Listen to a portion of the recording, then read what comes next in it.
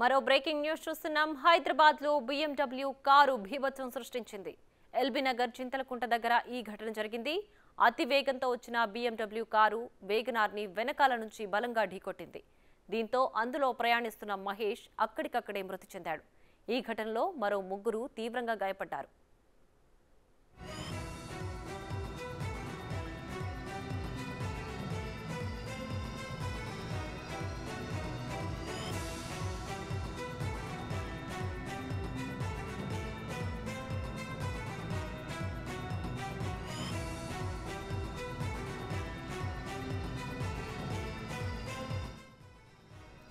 AP 27BP 3333 number గల BMW car Hayath Nagar నుంచి LB Nagar వచ్చే క్రమంలో నందన్ అనే వ్యక్తి అతివేగంగా వెహికల్ డ్రైవ్ చేసినట్లు చెప్తున్నారు.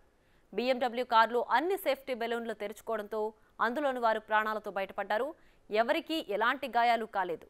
ముందు వెళుతున్న వేగనార్లోని వ్యక్తి మాత్రం ప్రాణాలు కోల్పోయాడు. పోలీసులు కేసు నమోదు చేసుకుని విచారణ చేస్తున్నారు.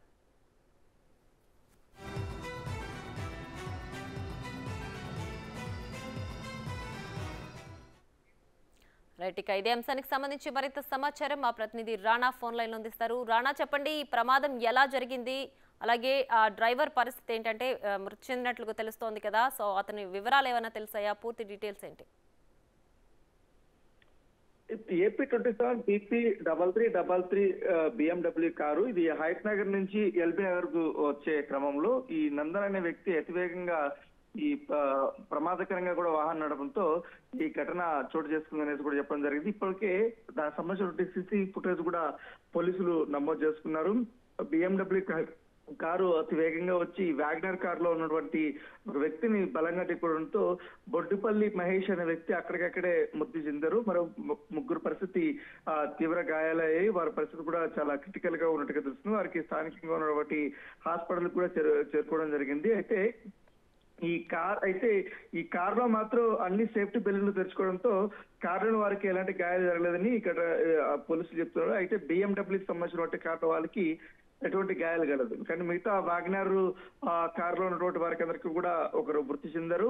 ముగ్గురికి గాయాలైనటువంటి పరిస్థితి కనపడుతుంది. ప్రస్తుతం వేగంగా తోలినటువంటి డ్రైవర్ ఎవరు అవుతున్నారో ఆ డ్రైవర్ ని పోలీసులు అదుపులో తీసుకున్నట్టుగా తెలుస్తుంది. వారిని ఇప్పటికే విచారణ కూడా చేస్తున్నారు. ఎందుకు డ్రంక్ చేసి ఏమన్నా ఈ రకంగా వేగంగా ఆయన తోలాడా లేదన్న దానిపై కూడా పోలీసులు చెక్ చేస్తున్నటువంటి నేపథ్యం అయితే కనపడుతుంది. ఏదైనప్పటికీ కానీ కావాలనే ప్రమాదం కూడా కాకుండా ఒకరిని కారుని గుద్ది చంపేశారు కాబట్టి అతని పైన కేసు నమోదు చేశారు. అతన్ని ఇప్పటికే రిమాండ్కి తరలించడానికి కూడా పోలీసులు సిద్ధం చేసినటువంటి నేపథ్యం అయితే కనపడుతుంది. ఎందుకంటే ఈ మధ్య కాలంలో ఎక్కువగా ఈ ఎల్బీ నగర్ నుంచి హయత్ నగర్ లో కానీ రోడ్డు అనేది కొంచెం స్పేసియస్ గా ఉంటుంది. పైగా ఈ విజయవాడకి వెళ్లే రోడ్ లో ఎక్కువగా ఈ ర్యాష్ డ్రైవింగ్స్ కానీ ఈ మధ్య కాలంలో చాలా ఎక్కువగా ఉన్నాయి. పెద్ద పెద్ద బడాబాబులకు సంబంధించినటువంటి కార్లు కానీ ఎక్కువగా స్పీడ్ ఎక్కువగా ఉంటుంది. 120 వరకు కూడా వీరు స్పీడ్ ఎక్కువ ఈ మధ్య కాలంలో బాగా ప్రమాదాలకి దారితీస్తున్నాయి. దానిపైన కూడా పోలీసులు అనేక రకాలుగా కూడా నిఘా కూడా పెట్టించినప్పటికీ కానీ ఉదయం కావడంతో తెల్లవారుజామున ఎవరు ఉండరు, పెద్దగా కార్లు కూడా పెద్దగా రద్దీ కూడా ఏం లేకపోవడంతో ఈ వేగంగా ఈ BMW కారు వెళ్ళింది. అప్పుడు అదుపు తప్పి ఈ వ్యాగనర్ కార్ని గుద్దినట్టుగా చెప్తున్నారు. అయితే పోలీసులు అయితే ఇప్పుడు పట్టుకున్నారు కాబట్టి విచారణ అయితే చేస్తున్న నేపథ్యం కనబడుతుంది. Right Rana, thanks for the updates.